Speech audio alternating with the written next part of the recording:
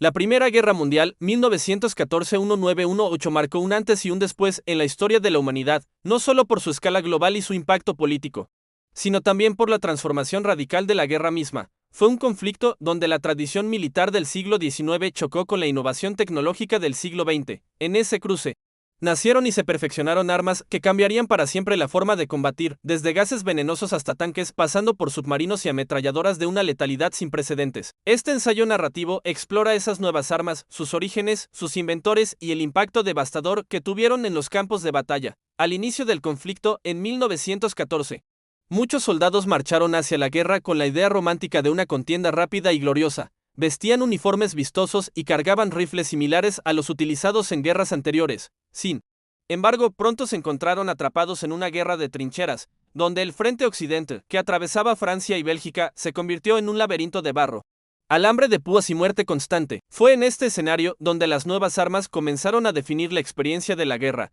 Una de las primeras y más impactantes innovaciones fue el uso generalizado de la ametralladora, aunque no era completamente nueva, ya existía desde finales del siglo XIX. Su empleo masivo en la guerra transformó el combate. La ametralladora Maxim, desarrollada por Irán Maxim, podía disparar cientos de balas por minuto. Este ritmo de fuego hacía prácticamente imposible que los soldados avanzaran a campo abierto sin sufrir enormes bajas. Las ofensivas tradicionales, basadas en cargas de infantería, se volvieron suicidas. La ametralladora convirtió la defensa en una posición dominante, contribuyendo al estancamiento del frente y al surgimiento de la guerra de trincheras. Mientras los ejércitos buscaban formas de romper ese estancamiento, surgió otra arma devastadora, la artillería moderna. Aunque los cañones habían sido utilizados durante siglos, en la Primera Guerra Mundial alcanzaron un nivel de potencia y precisión nunca antes visto. Los proyectiles explosivos podían destruir trincheras enteras y causar bajas masivas incluso sin contacto directo. Se estima que la mayor parte de las muertes en la guerra fueron causadas por la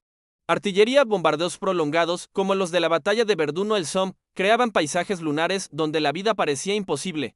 Sin embargo, ninguna arma simboliza mejor la brutalidad y la innovación de esta guerra que el gas venenoso, introducido por primera vez de forma sistemática en 1915 por el ejército alemán en la Segunda Batalla de Ypres. El gas cloro causó pánico entre las tropas aliadas.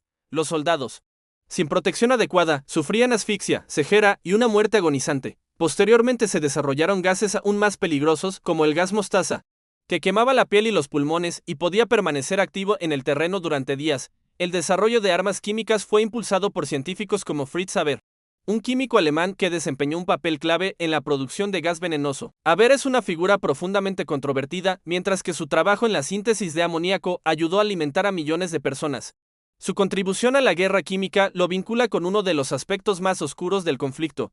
El uso del gas llevó al desarrollo de máscaras antigas, pero estas ofrecían solo una protección parcial y aumentaban la incomodidad y el miedo constante de los soldados. En medio de este estancamiento mortal, los británicos introdujeron una innovación que prometía romper las líneas enemigas: el tanque. Aparecido por primera vez en 1916 durante la batalla del Somme, el tanque era un vehículo blindado capaz de atravesar trincheras, resistir el fuego de ametralladoras y avanzar sobre terrenos difíciles. Aunque los primeros modelos eran lentos, poco fiables y difíciles de manejar, representaron el inicio de una nueva era en la guerra mecanizada.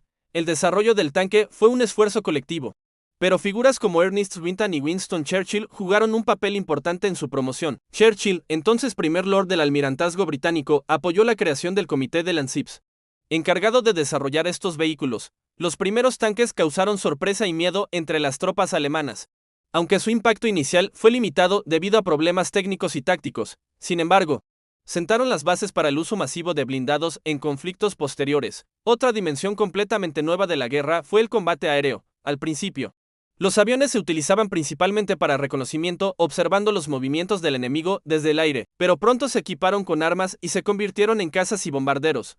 Los pilotos, conocidos como ases, adquirieron un estatus casi legendario. Combates aéreos o dogfights se desarrollaban en los cielos sobre el frente, añadiendo una nueva capa al conflicto. La innovación tecnológica permitió sincronizar las ametralladoras con las hélices de los aviones, lo que facilitó disparar directamente hacia adelante sin destruir la propia aeronave. Esto fue un avance crucial, atribuido en parte al ingeniero Antoni Facke. La guerra aérea también introdujo los primeros bombardeos estratégicos dirigidos contra ciudades y objetivos industriales, anticipando las tácticas de la Segunda Guerra Mundial. En el ámbito naval, los submarinos alemanes, conocidos como U-Boot, cambiaron las reglas del combate marítimo. Estos barcos podían sumergirse y atacar de forma sigilosa, hundiendo buques enemigos sin previo aviso. Alemania utilizó la guerra submarina para intentar bloquear el suministro de alimentos y materiales a Gran Bretaña. Uno de los incidentes más famosos fue el hundimiento del RMS Lusitania en 1915, que provocó la muerte de civiles y contribuyó a cambiar la opinión pública internacional. Los U-Boots representaban una amenaza difícil de contrarrestar, ya que eran invisibles la mayor parte del tiempo. Esto llevó al desarrollo de nuevas tácticas y tecnologías, como los convoyes protegidos y las cargas de profundidad, diseñadas para destruir submarinos sumergidos. La guerra naval se volvió así un juego de sigilo y detección, muy diferente de las batallas navales tradicionales entre grandes flotas. Además de estas armas principales, la guerra vio la introducción o mejora de muchas otras tecnologías.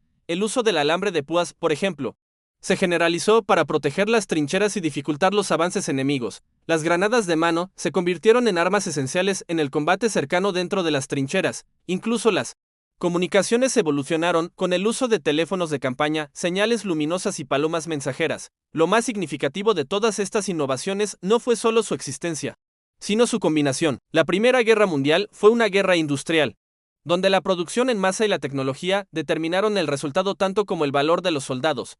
Las fábricas se convirtieron en parte del frente de batalla, y la ciencia se puso al servicio de la destrucción. El impacto humano de estas armas fue devastador. Millones de soldados murieron o quedaron heridos, muchos de ellos con lesiones físicas y psicológicas permanentes. El término shock de las trincheras comenzó a utilizarse para describir lo que hoy conocemos como trastorno de estrés postraumático. La guerra ya no era una cuestión de enfrentamientos individuales, sino de supervivencia frente a máquinas de matar cada vez más eficientes. Sin embargo, también es importante entender que estas armas no surgieron de la nada. Fueron el resultado de avances científicos e industriales previos, combinados con la urgencia y la presión de la guerra. Ingenieros, científicos y militares trabajaron juntos para desarrollar soluciones a problemas tácticos, a menudo sin prever completamente las consecuencias humanas de sus creaciones. Al finalizar la guerra, en 1918, el mundo había cambiado profundamente. Las nuevas armas demostraron que la guerra moderna podía ser total, involucrando no solo a los ejércitos, sino a toda la sociedad.